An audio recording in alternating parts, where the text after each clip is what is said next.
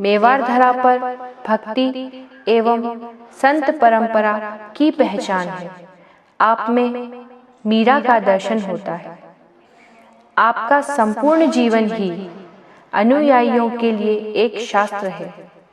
सरलतम मार्ग एवं विधि द्वारा किस प्रकार साधारण जन को भी आध्यात्मिक लाभ प्राप्त हो सके, सांसारिक परिस्थितियों में किस प्रकार संयम से भक्ति करनी चाहिए जिससे जीवन में सहनशीलता, स्नेह, ममता जैसे गुणों का आविर्भाव हो, अंतर्मन शुद्ध हो जाए एवं आत्मानुभव प्राप्त हो।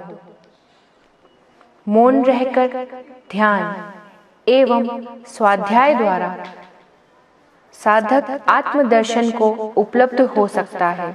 यही आपका मूल संदेश रहा।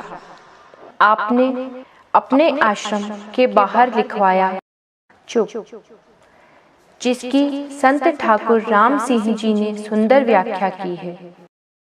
चुप साधन चुप साध्या, चुप माँ चुप समाए, चुप समझियारी समझ है, समझे चुप हो जाए।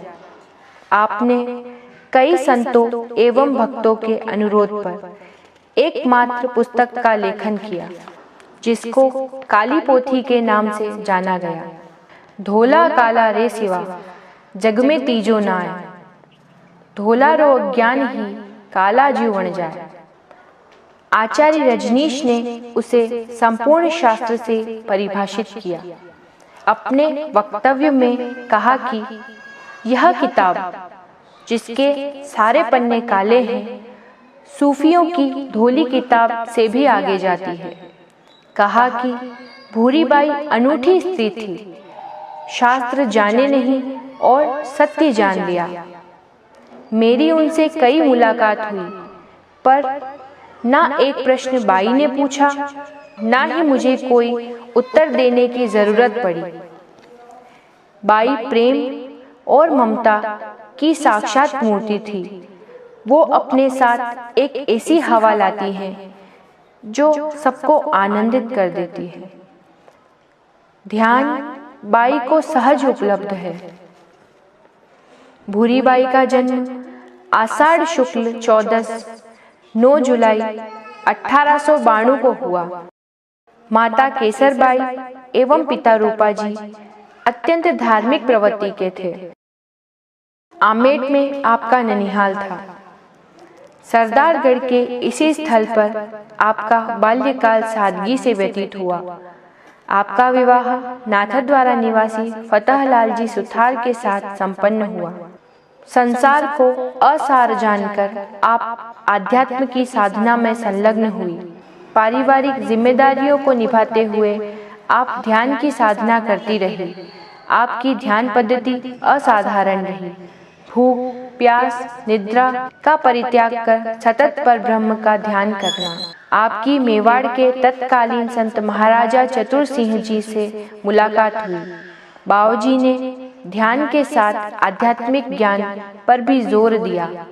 इस हेतु आपने संतों की सेवा और सानिध्य को अपना लक्ष्य बनाया। आपको कई संतों का सानिध्य, सत्संग, अतिथि सत्कार एवं सेवा का अवसर प्राप्त हुआ, जिनमें वृंदावन के संत शरणानंद जी महाराज, योगेश्वरानंद जी, चित्तौड़गढ़ के प्रसिद्ध सूफी चलफीर शाह, कपासन के दीवान शाह जी, महात्मा नारायण स्वामी, जैन संत शांति विजय जी महाराज, स्वामी माधवानंद जी, ठाकुर राम सिंह जी, आचार्य रजनीश, स्वामी आत्मानंद जी, स्वामी सनातन देव जी, स्वामी अखंडानंद जी। सरदारगढ़ के इसी स्थल पर भाया भील के पिता की बनाई झोपड़ी थी, जिसके बाहर बाई ध्यान करने बैठती थी। यहीं आपको ध्यान फलित हुआ। आत्मदर्शन का यह स्थल इसका गवाह है। यहाँ आने वालों को आज भी परम शांति महसूस होती है। इस स्थल पर बाई की चरण रज को सहेज कर रखा गया है। आपने शास्त्रों में वर्णित अद्वैतवाद की धारणा के अनुरूप ईश्वर के सगुण निर्गुण रूप एवं शास्त्रों से अधिक आत्मज्ञान पर जोर दिया। संत नारायण स्वामी बाई को मीराबाई का अवतार मानते थे। आपने ही बाई को अलख नाम दिया। महाराज शिवदान सिंह जी के प्रयास और बाई के सानिध्य में रहने वालों ने नाथद्वारा में इस स्थान पर आश्रम का निर्माण कराया, जिसका नाम अलख आश्रम रखा गया। यह स्थल सर्वधर्म सद्भाव का प्रतीक बना। हिंदू, मुस्लिम, जैन, आस्तिक और नास्तिक सभी की आस्था का केंद्र बन गया। बाई आश्रम में आने वाले संतों को अपने हाथों से भोजन बनाकर आग्रह पूर्वक ग्रहण करवाती थी।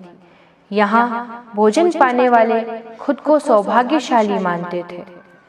कई संतों ने अपने शिष्यों को ध्यान की सहज साधना हेतु बाई के पास जाने की प्रेरणा की। यहाँ रामायण का सतत पाठ होता था, जो आज भी अनवरत जारी है। मुस्लिम कव्वाल प्रसिद्ध गायिका अल्लाह रखी बाई हैदर बख्श जी जैसे गायकों ने कव्वाली एवं भजन द्वारा यहाँ साधना की है। आज भी सदा अतिथि देवो भव की भावना से सभी का सत्कार किया जाता है। यह परंपरा आज भी कायम है। बाई के संत स्वभाव को पहचानना बहुत मुश्किल था, क्योंकि आप ना तो कोई प्रवचन देते, ना ही कोई दिखावा। आपके सानिध्य मात्र से यहाँ आने वालों के सारे प्रश्न समाप्त हो जाते थे।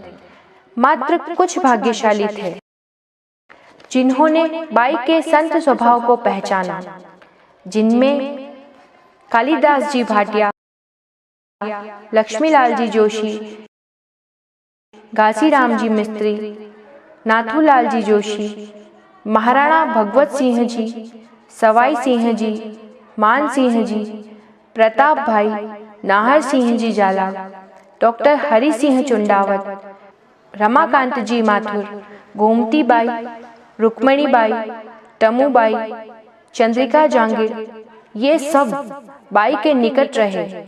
आपको बाई का स्नेह, संग एवं आशीर्वाद प्राप्त हुआ। इनमें से कई ने बाई के साथ अनेक तीर्थों का भ्रमण किया। उन यात्रा के कई प्रेरणादायक प्रसंगों का वर्णन प्रकाशित पुस्तकों में मिलता है। दिनांक 3 मई 1979 सायकाल 6:20 पर बाई का महापरिनिर्वाण हुआ। इसकी प्रकृति भी गवाह बनी। कैलाशपुरी के पास की पर्वतमाला का एक शिखर टूटकर बिखर गया। इस प्राकृतिक घटना से कई ज्ञानी जनों को एहसास हुआ कि आज किसी संत ने देवलोक गमन किया है। बाई की मधुर स्मृति के संकलन का यह प्रयास बाई के श्री चरणों में एक अकर्म पुष्प है, जो बाई के आशीर्वाद से ही संभव हुआ है। इसी प्रयास में बाई के सानिध्य में रहे महापुरुषों में से वर्तमान में जो हैं, उनसे आशीर्वाद प्राप्त करने का सौभाग्य मिला, जिनके रूप में बाई आज भी हमारे बीच में है।